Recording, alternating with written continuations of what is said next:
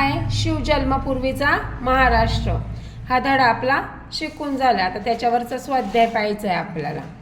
ठीक आहे, तर हे काय स्वाध्याय. प्रश्न पहिला काय त्यातला, रिकाम्या जागी कंसातील योग्य पर्याय लिहा. तर इथं प्रश्न दिले आणि इथं काय दिलेत पर्याय. त्यातला एक पर्याय निवडून आपल्याला काय करायचं आहे, रिकाम्या जागा भरायच्या आहेत. शिवाजी महाराज ज्या काळात होऊन गेले तो काळ टिंबटिंब युगाचा होता. कोणत्या युगाचा होता? कोणत्या युगाचा होता? मध्य. म्हणजे शिवाजी महाराज ज्या काळात होऊन गेले तो काळ होता मध्ययुगाचा. शिवाजी महाराजांनी टिंबटिंब स्वराज्य निर्माण केले. कुठे केले? शिवाजी महाराजांनी कुठे केले? महाराष्ट्रात. शिवाजी महाराजांनी महाराष्ट्रात स्वराज्य निर्माण केले. आता पहा, अ गट व ब गट यांच्या जोड्या लावा. अहिल्यानगरचा कोण होता? अहिल्यानगरचा सुलतान कोण? निजामशाह. आणि विजापूरचा सुलतान कोण? आदिलशाह.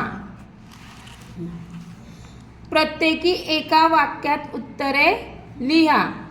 तर पहा, शिवाजी महाराजांनी कोणते कार्य हाती घेतले? कोणते घेतले? शिवाजी महाराजांनी कोणते कार्य हाती घेतले? तर पहा, याचं उत्तर काय? तर शिवाजी महाराजांनी स्वराज्य स्थापनेचे पवित्र कार्य हाती घेतले. तर पहा, इथंच उत्तर त्याचं. रयतेला सुखी करण्यासाठी स्वराज्य स्थापनेचे पवित्र कार्य त्यांनी हाती घेतले. पण आपल्याला असं लिहायचं आहे का?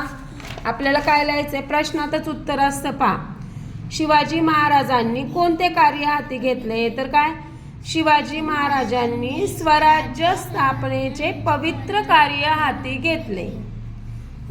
तर शिवाजी महाराजांनी कोणाशी झुंज दिली? कोणाशी दिली झुंज? असं लिहायचं. शिवाजी महाराजांनी रयतेवर अन्याय करणाऱ्या सत्तांशी झुंज दिली. कोणाशी दिली? रयतेवर अन्याय करणाऱ्या सत्तांशी. प्रश्नामध्येच काय असतं? उत्तर. आता इथं कोणाशी, त्याच्या जागेवर काय करायचं आपल्याला? रयतेवर अन्याय करणाऱ्या सत्तांशी. बाकी ते सगळं तसंच. आता पहा, इथं काय वेगळा शब्द ओळखा. स्वराज्य, गुलामगिरी, स्वातंत्र्य. स्वराज्य आणि स्वातंत्र्य एकच शब्द आहे. गुलामगिरी हा वेगळा शब्द आहे. इथं पहा, रयत, प्रजा, राजा. वेगळा शब्द कोणता आहे? कसं काय? रयत आणि प्रजा एकच, राजा वेगळा शब्द आहे. समजला स्वाध्याय?